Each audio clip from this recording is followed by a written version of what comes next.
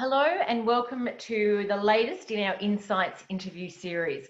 We've been holding this series, well, for the last couple of years, and of course this year we went virtual, obviously in the current COVID climate. But I'm very excited today to talk to someone who's not working in the virtual world, but who's actually back running live events. And I thought, for so many people, the thought of a live event is a bit of an unknown. So who better to chat to than Caroline Duveau-Clayton, Head of Conference and Events at Village Roadshow Theme Parks, Conference Centres and Events. I think I got that right. Yeah, perfect. Based on the Gold Coast, obviously, for the Village Roadshow Theme Parks, they've actually been back running events. I mean, it seems like a different world, Caroline. How are you and welcome? Thank you, Georgie. Thanks so much for having me. I'm great. Listen, considering everything that's been happening so far this year, but yeah, we're back into it, and it feels good. I can tell you. Tell me when was your first live event back? And tell me a little bit about the events that you've been running. Well, listen, it's funny you ask actually, because I was talking about it last week with, some of my clients. And I remember the first conference we had was back in June at the resort. It was about 15 people and we were so excited. We were like, oh my God, here we go. And then the first event we had at Movie World, was on the 11th of July. That was even before the park reopened to the public, because the park was still closed at the time. And, for people who are not used to run events in the theme parks, normally we have to wait, 5:30, 5:45 for the park to close, get security clearance from security, to start setting tables outside, etc. Because the park was closed, we had the luxury of being able to set up the venue at 3:00 in the afternoon, and it was awesome. Just the buzz, big smiles. It was fantastic, yeah. And we've been obviously ever since. It's just picking up and picking up and picking up, and we've actually been really busy. Fantastic. So you've run, you started with a conference for 15 people. You've run some dinners, I've seen. What else have you run, and what sort of has the capacity been of each event? Sure. So listen, at the moment, conferences, we do them regularly. They're not massive one, okay? So, there's small, local, sort of Brisbane Gold Coast meetings at the moment. Events, however, we've run some really big ones, and they vary. Like at the moment, we've done a lot of formals, of course, and I guess we're very lucky. I consider myself a very, very lucky girl to have 64 venues to work with across all our properties, and pretty big venues as well. So that has allowed us to, assist a lot of people as well that, may have been at a venue which was too small now for them, and just being able to, pick it up and say, yeah, sure, come to us, we can do it for you. So to give you an example, Movie World and the Star Pavilion, where we've got all the beautiful fairy lights, we can easily down 450 at the moment. Normally it's 1,500. We keep that for another day. And we can, so SeaWorld in the Plaza, we can do about 250.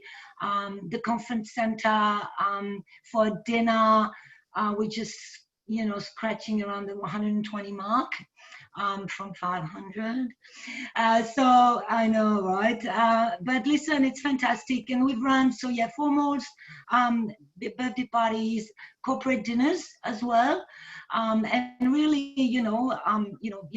decent sizes. And Movie World has helped a lot for that, because obviously, of the sheer amount of space we have. But it shows that even when restrictions, are in place and our capacity is reduced, we can still run amazing events. And absolutely, the world still ticks over, and events will still happen, which is fantastic. Absolutely. What would you say, apart from, I guess, the logistics side of COVID safe regulations, What's been the biggest change with, you know, that you've seen in the new events that you're running? Do you find a difference in the way the guests behave, or what they expect? Obviously, you need to do distancing with seating, and things change with the way food's served, and you know, that kind of stuff. But have you noticed any other differences or changes in the events? Besides the fact we can't hug, we can't hug and we can dance anymore. Listen, there's been changes. I think the way we, you know, the way we had everything in our mind, you know, prior to COVID, in terms of, oh yeah, we can do this, we can arrive at that time, numbers, etc. So we've had to, you know, really sort of erase what we knew, and really start from scratch. So, you know, in terms of obviously, you know, getting used to the new capacities that we can operate under. The timing, obviously we, you know, we have to be mindful of the timing, because now obviously people have got to be pre-registered. We've got to tick them in when they arrive. We've got to ask them the COVID questions, you know, the 4, you know, magical COVID questions. So that takes time. So, you know, when you were before saying, okay, arrival, you know, 6:30, pre-dinner drinks, give us that buffer to finish setting up the venues. Well, we don't have that luxury anymore. So once people have been ticked in, it's pretty much come in, sit down, because we can't really mingle as such, you know, anymore. So that's probably that, besides obviously, like you say, logistical, you know, adjustments. That's probably you know, yeah, the biggest change is really making sure that, you know, we regroup before each event, you know, to make sure that, yeah, we've got this, we've got the list, you know, etc. Just, yeah, it's a new world. It is, and there's a couple of things there. You know, the no hugging, and I can imagine at a birthday party, or, you know, maybe not at a conference, but at social gatherings where you usually see people saying hello and hugging, and there's this different interaction of people. It must be really weird, and I imagine you can almost see people going to hug but not hugging. And it's really, listen, I'm half French, half Sicilian. I kiss everybody, okay? So that for me has been my biggest change, is to be like, whoa, no, I can't do this anymore. But also, I think, listen, it is human nature. We like the contact and, you know, being close to people. And but you're right, you know, like a formal photo, you know, if you have to stand 1.5 meter away from each student, I mean, can you imagine the size of the venue you need? Wedding, you know, wedding photos, like wedding parties, you know, wanting obviously to get close together, to have that beautiful picture. Yeah, and of course, you know, I mean, it's everybody's responsibility, you know, we do our due diligence by telling people, we do housekeeping, you know, remember, you know, guys, social distance, etc. But it's, yeah, I think it's something that everybody's still getting used to. Absolutely, but you're right, it's that shared responsibility and that communication to people, so that they know when they come on site what the arrangements are, and guide them as much as possible. And one of those things that you mentioned is around timing. So it's not come to the event, you might come early, you stand around, have some cocktails and some cafes, mill around, and then sit down. It's kind of, you arrive and sit down. Have you found people have sort of understood that new way, or do you feel you're having to really guide people? No, people understand. I mean, admittedly, there is some of the regulations are a little bit open for interpretation as well. So I often get clients coming to me and say, oh, I read we could do this, or I read we can do that, or that other venue, they can do this. And so how come? So that's something that we need to navigate through. We obviously have a team, COVID safe team across all the parks and the resort as well. And we catch up every week just to make sure that we're still on track. That there was a new regulation that came up on Friday, I think it was, about Queensland. And again, it was a bit vague. So we're going to regroup this afternoon just to see, is this just for parks, public events, etc., or is it also for business events? Because I think that's where sometimes it gets a little tricky and a bit confusing for people, more about what business events can do. And because this is what really, well, that's what we do. So sometimes it's a bit, so you're really navigating through there and thinking, okay. Absolutely, and if you can hear a bit of noise, I do have a bit of construction outside. That's all right. But it is around being flexible, and it's not, like you said before, we're not sort of just rolling out events like perhaps has happened in the past. We need to really regroup after each event, which you would hope most people would do anyway in event management, but we really need to do it now and be quite focused. And then obviously restrictions and regulations will continue to change. So there is that flexibility. And that leads to my next question is, how did you go about planning for that first event or even that first big event and getting everything in place? I know you worked, I think you all went through a TAFE qualification plan, but do you want to tell me a bit about that process just so that you're all up to speed? What was involved? So listen, when we got the roadmap for our recovery for Queensland, obviously that was like, wow, hope, light at the end of the tunnel.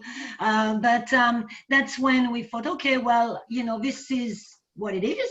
Okay, so let's regroup. And so we have a committee, again, through across the parks and the resort. We've got our COVID guru, if I can call him like that, and basically we catch up pretty much on a weekly basis, and that's what we did at the time. So catching up, looking at the regulation, looking at what we had to do in terms of obviously hygiene and sanitization, a team training. So we all had to do the TAFE dining training, and that was everybody, not just service staff, but all my team's done it, everybody's done it. And of course, one of the first things was looking at our floor plans. So redoing, and you can imagine with 64 venues, we've been busy, and we're still busy now. We're like, okay. So I've got a little document like that, which I carry around with me everywhere with all my floor plans, just to make sure. And of course, you can imagine that depending if it's theater, classroom, cabaret, banquet, etc. It's been interesting, and but basically that was the process, is getting all our floor plan, getting with our AV company as well, in what we can do with live events, with virtual events, etc. Trying to offer solutions to people. We've had to learn as well to ask questions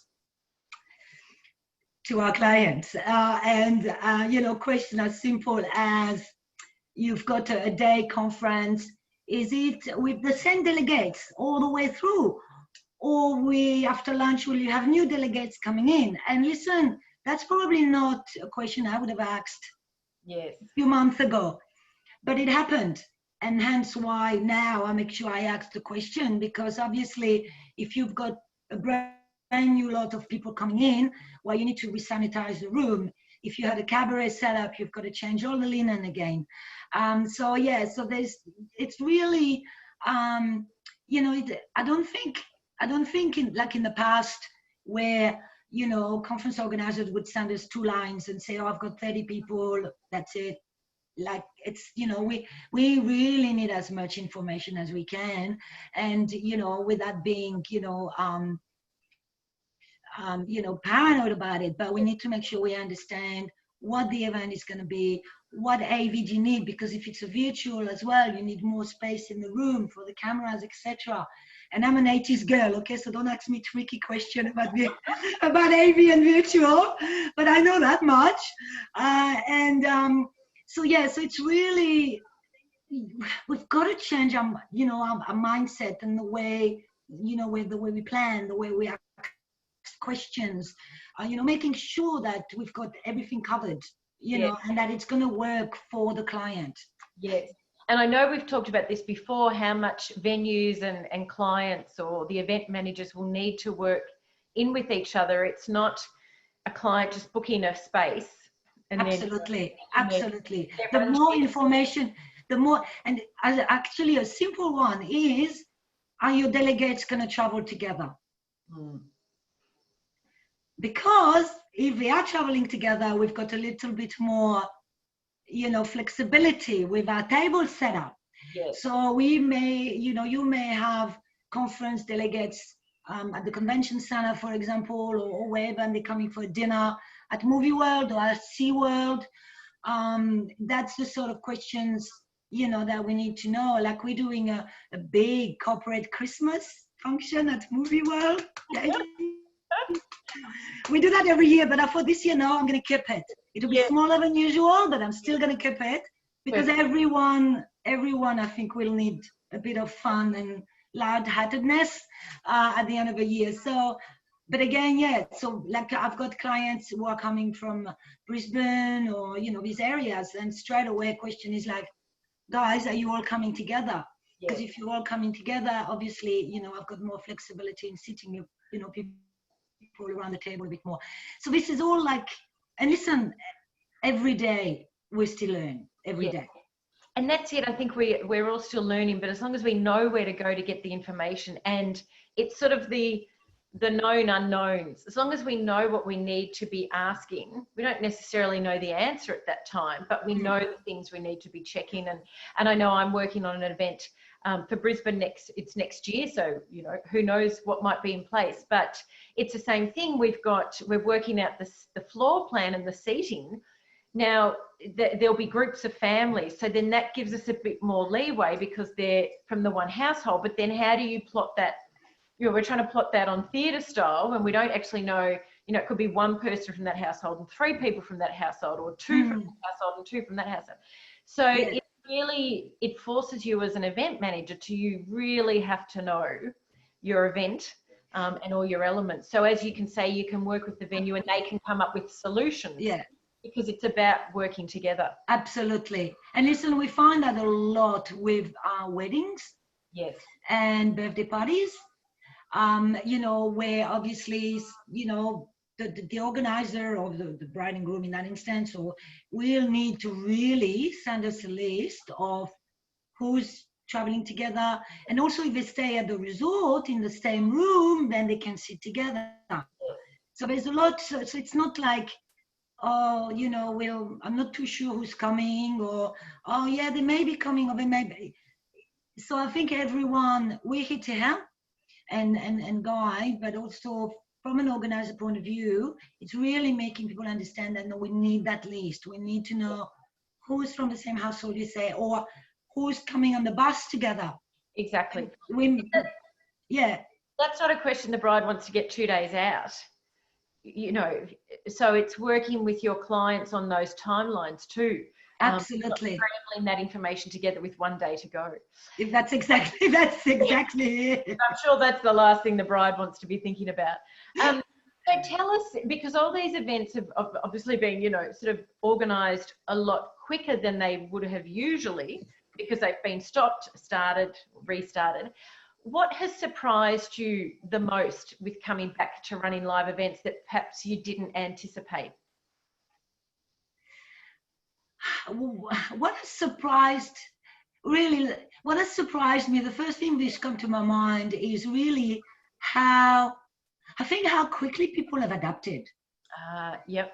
That for me, and from every, from our clients to our team, to our chefs, to our delivery staff, banquet team, etc.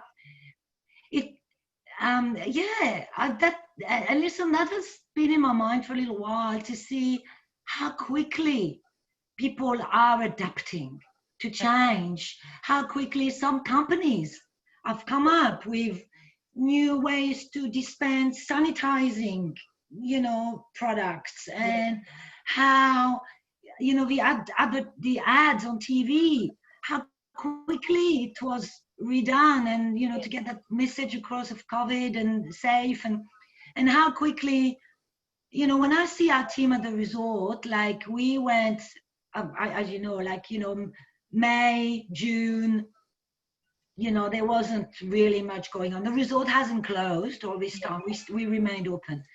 But then school holidays, end of June started. And I promise you, I came into the resort in the morning, the car park was empty. I left at 5 o'clock on that day, of first day of school holidays, the car park was full. Wow. And the team had to deal with serving breakfast from about 10 people for 2 months to, I don't know, 1,200. I'm just picking up, we've got 400 rooms.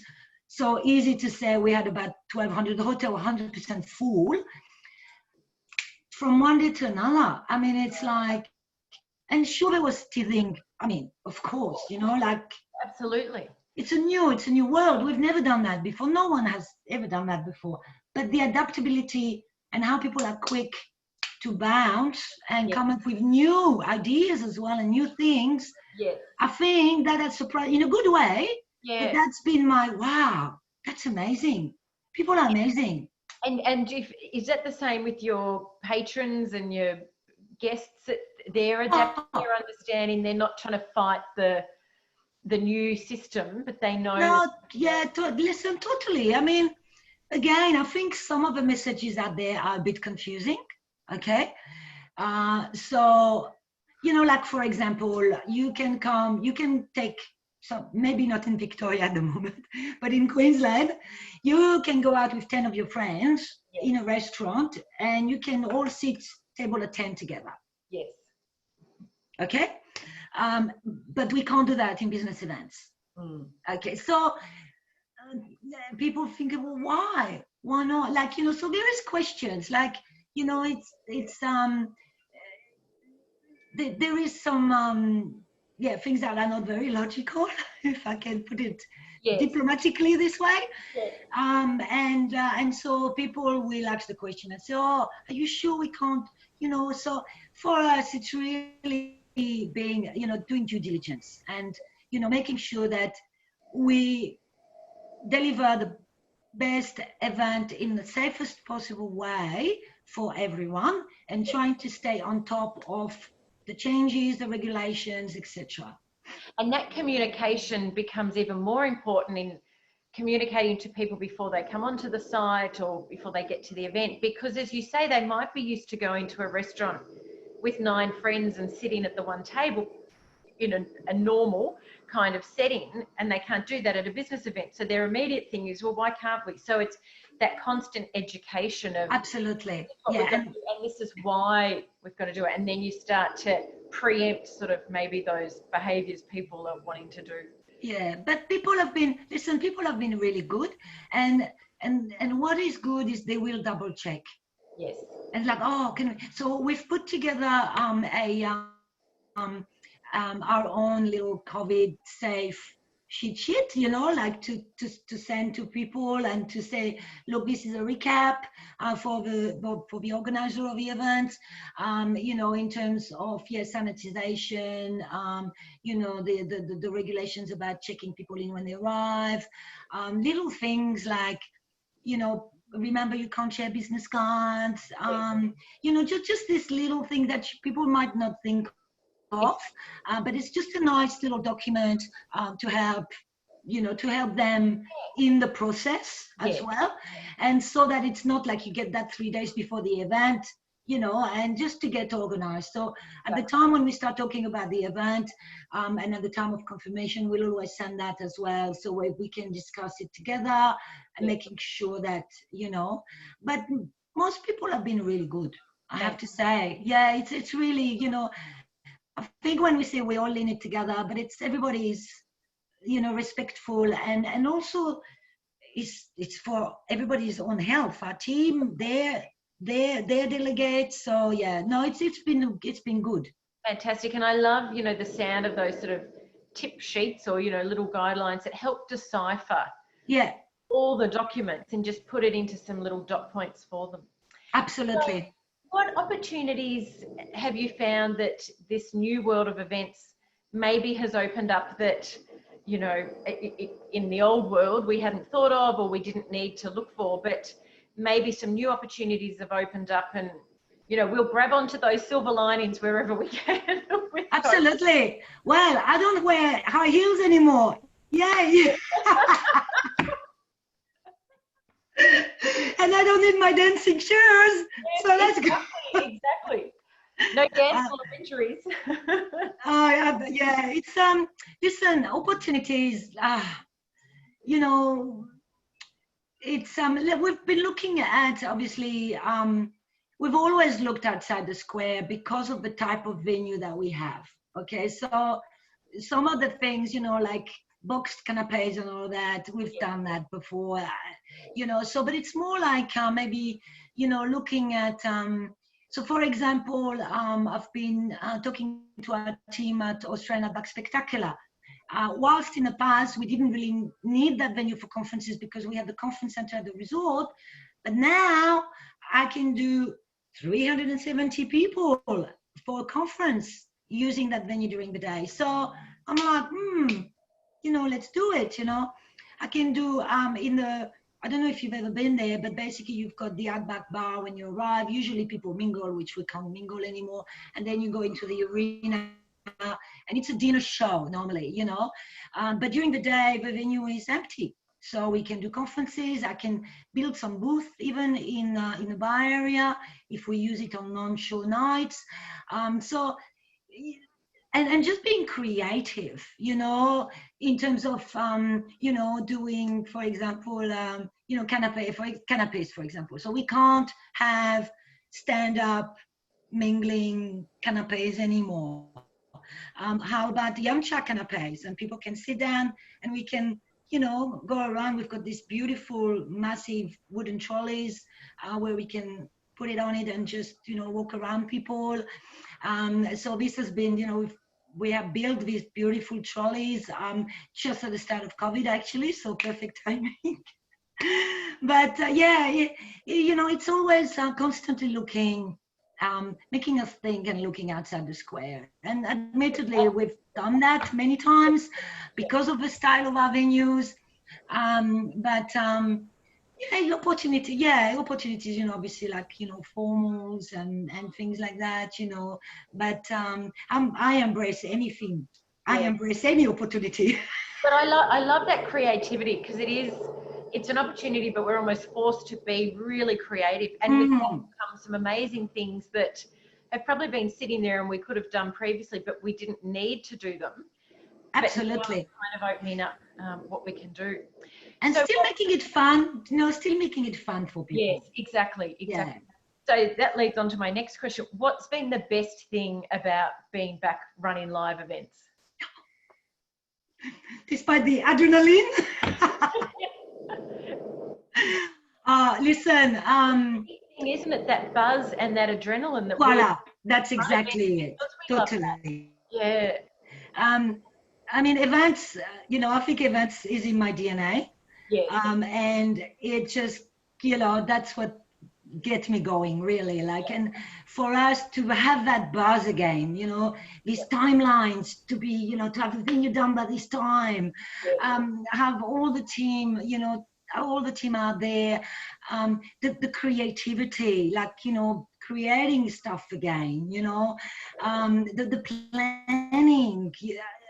And I have to say, we had an event last week. Was it last week? Yeah. And just hearing the rides go on at nighttime at Movie World. Oh my God. I was like, yes, we're back.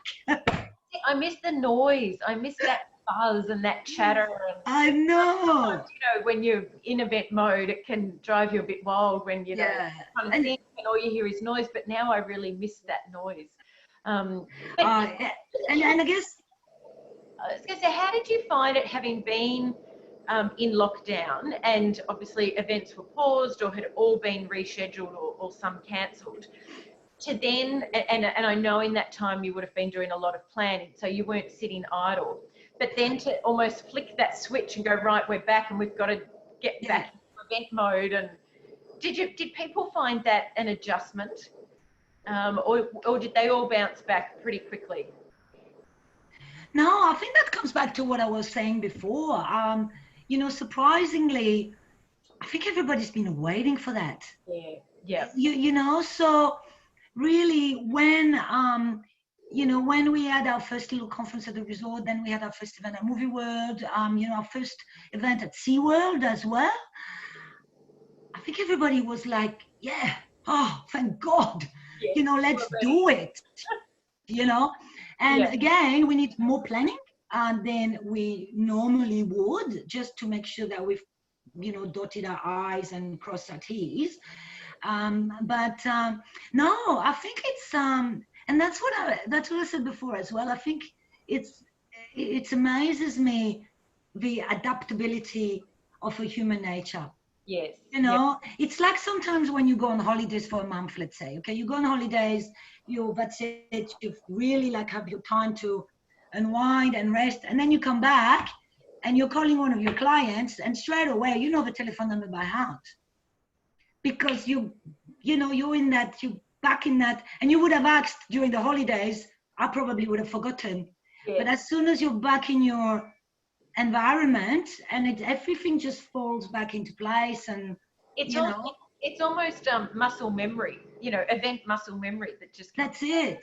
Yeah, and it's just, as I said, and I think we've all been craving that, that buzz and just seeing people's faces, seeing people happy. Yep.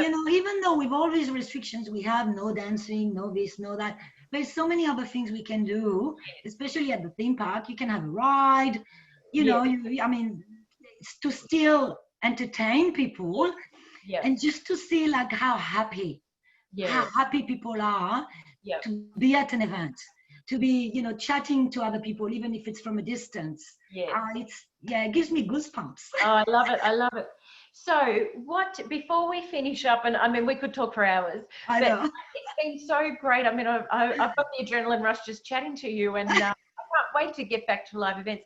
So what would be one piece of advice you would give to someone who's not back at live events yet, but's about to run them, or maybe they're in Melbourne and, it'll be a bit longer for us, but what would be the one piece of, advice that you would give them about going back to running live events? Listen, what I would probably say is, remember, nothing lasts forever. So be prepared. And be prepared to grab opportunities. And I was, by just talking to a few of my clients as well, is I think clients appreciate the fact that, you can guide them. You can recommend to them, oh, you've got 100 people. Okay, listen, we can do this. This is how your morning tea is going to be done, your lunch, your afternoon tea. We can do this for your, social networking function in the evening. Okay, we can't stand up, but and that's the sort of the things is know your product. Yes. Know your venues. Know what your limitations are. Yes. As well. And how maybe you can work around that to come up with something new ideas. But it's very important to be prepared. Have your floor plans. As I say, work at new ideas with chef. It's a team effort. You need to involve operations as well. Yes, but I love that around, being prepared and know your limitations. So it's not just know what you can do. Knowing what you can't do is just as important. Absolutely. So one, you set the right expectation, you don't overpromise. But if you know what you can't do, then you can start to find solutions for that. Absolutely. Don't always under promise and over deliver. Yes, exactly. Don't promise something you can't do. Absolutely, absolutely. But I love that, you know, be prepared. Nothing lasts forever. Be prepared, because we are going to be in a world that keeps changing. You know, hopefully for the right reasons, that our restrictions will keep easing. But who knows what the future holds? But there's so many positives that we can take out of it, and even if things get, you know, tweaked, well, we're flexible and we can adapt to that. It's a bit of that's exactly, yeah. But if we're prepared and we're in that mindset that we may have to change, it's a lot easier to change than to plan an event and then when something changes, you know, it sort of throws everything out of kilter. But if we know that we're going to have to be adaptable and be prepared and get our mindset in that way, it will help us manage it a lot easier. That's exactly it. Yeah, 200%. Things will change. It's not finished yet. It will change. And so, yeah, so we just have to really surf the wave, you know. Exactly. I love that. Surf the wave. Yeah, and particularly on the Gold Coast, surf the wave. Voila. Well, thank you so much. It's been such a delight and a breath of fresh air to talk to someone about live events, which is great. We love virtual events and hybrid events, and we know they'll be here for a while, but we have live events as well. So we've got 3 great options that we can offer our clients. So thank you so much. All the best for the rest of your events and for your Christmas parties, and for the rest of the year, and just for hearing that, you know, delightful squeals on a roller coaster, or the excitement of kids coming in the front gate must be fantastic. So thank you so much for joining us. No, thank you. Thank you so much for having me. I hope it was, you know, a little, you know, entertaining. Look, I mean, I'm about to hop off and scribble down a whole lot of notes. So yay! Thank you so much. Thank you. For our Insights interview series, and we hope you can join us for our next one. Thank you.